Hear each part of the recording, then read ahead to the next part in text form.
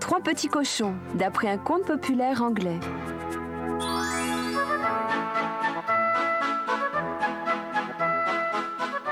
Il était une fois trois petits cochons qui s'en allèrent de par le monde pour faire fortune.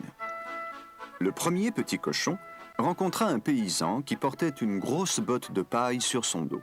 « S'il vous plaît, monsieur, donnez-moi un peu de votre paille pour que je puisse me construire une petite maison. » L'homme accepta, et le petit cochon se construisit une jolie maisonnette tout en paille. Quelques jours plus tard, il entendit des coups frappés à la porte. C'était le loup.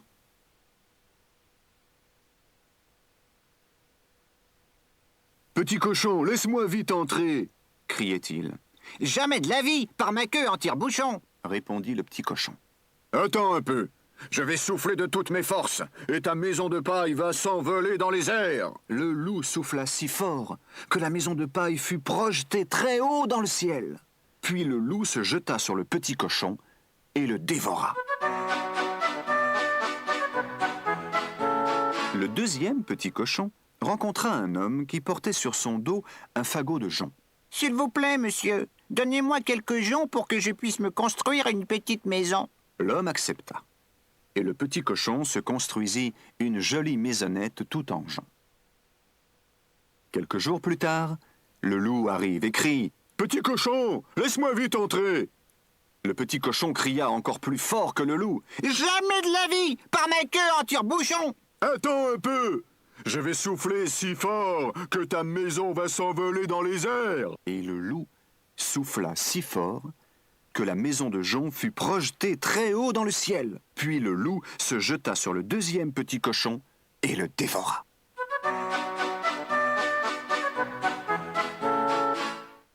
Le troisième petit cochon rencontra un homme qui poussait une brouette remplie de briques rouges.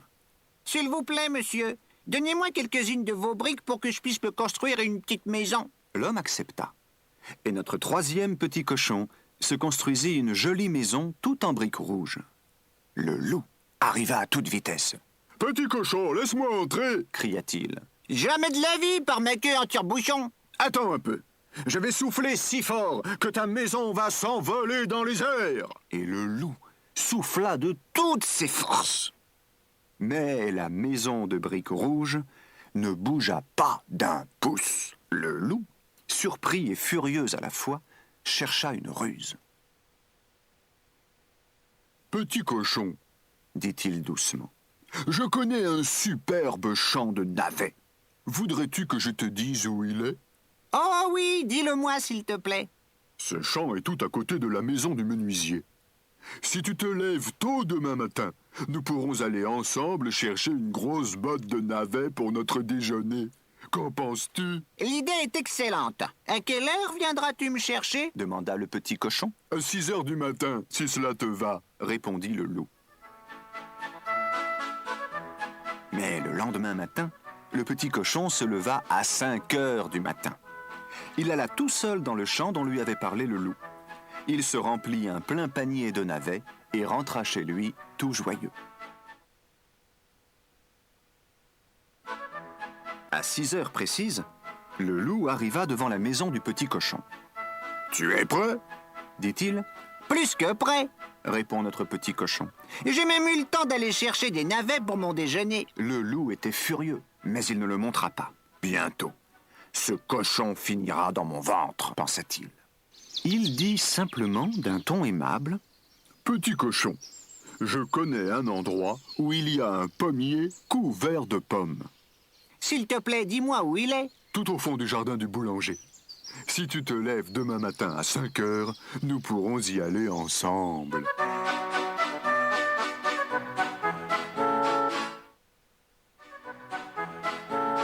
Mais le lendemain matin, le petit cochon sauta de son lit avant même que 4 heures aient sonné.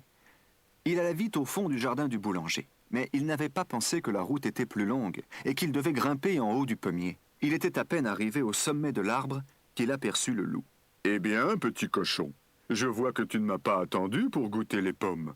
J'espère qu'elles sont bonnes, au moins. »« Délicieuses !» répondit le petit cochon.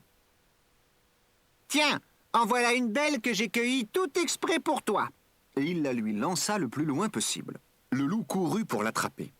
Pendant qu'il la cherchait dans l'herbe, le petit cochon eut le temps de descendre de l'arbre et de rentrer à toute vitesse dans sa petite maison. Le loup ne se découragea pas, et dès le lendemain, il alla trouver le petit cochon.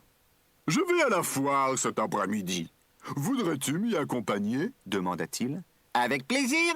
À quelle heure viendras-tu me chercher ?»« À 3 heures précises, répondit le loup. Le petit cochon partit tout seul à la foire, en ayant pris une bonne avance. Il acheta un tonneau de bois et rentra chez lui. Au milieu de la route, il vit le loup qui venait à sa rencontre. Que faire? Il n'y avait qu'une solution: se cacher dans le tonneau. Mais pendant qu'il se glissait dedans, le tonneau se mit à rouler le long de la pente, droit sur le loup. Le loup prit ses jambes à son cou en hurlant de peur, et il oublia complètement d'aller à la foire. Le lendemain, à travers la porte, le loup raconta au petit cochon la peur affreuse qu'il avait eue. Un tonneau avait roulé droit sur lui, un peu plus, et il était tué sur le champ. « Tu ne devineras jamais qui était dans le tonneau !» dit le petit cochon en riant aux éclats. « Je suis allé tout seul à la foire, j'ai acheté un tonneau, et quand je t'ai vu, je me suis caché dedans. Et puis je l'ai fait rouler dans ta direction. » C'en était trop pour le loup.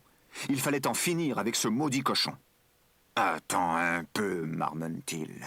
Je vais me glisser par la cheminée et je vais dévorer ce cochon tout cru. » Mais le petit cochon l'entendit qui marchait sur le toit de la maison. Il prit une énorme marmite pleine d'eau bouillante et la plaça dans l'âtre. Au moment précis où le loup arrivait par la cheminée, il souleva le couvercle de la marmite. Le loup y tomba, la tête la première. Aussitôt, le petit cochon reposa le couvercle sur la marmite. Quand le loup fut bouilli à point, le petit cochon en fit son dîner. Et depuis ce jour, il vit tranquille dans sa petite maison de briques rouges.